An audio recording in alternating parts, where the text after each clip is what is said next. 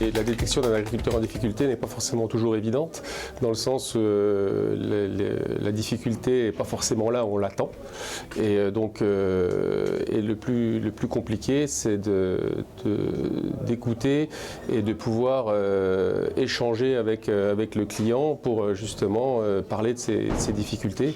Et la détection peut venir de plusieurs facteurs. À la base, il est toujours économique, hein, c'est souvent à partir de là que ça passe, et souvent après, à l'issue des détections économiques, ça peut provenir de d'autres problèmes qui peuvent être familiaux, psychologiques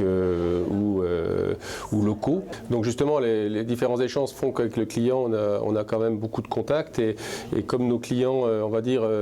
s'enferment de plus en plus dans leur exploitation et ont de moins en moins de liens autour d'eux, donc sont toujours amenés à se confier auprès de nous, et donc c'est à nous aussi derrière de pouvoir détecter ces difficultés psychologiques ou économiques, et après de trouver des outils autour de nous ou un réseau autour de nous qui peut amener à les accompagner, parce que je pense que quand un agriculteur en difficulté, il a besoin d'accompagnement spécifique et qui ne sont pas forcément adaptés à nous, parce qu'on n'en a pas forcément la compétence ou surtout la formation. Et aujourd'hui, il faut absolument être armé d'un réseau qui peut être des travailleurs sociaux. Engager un agriculteur auprès du tribunal peut être effectivement une solution, c'est souvent relevé par les différentes personnes qui côtoient ce milieu-là, sachant que pour faire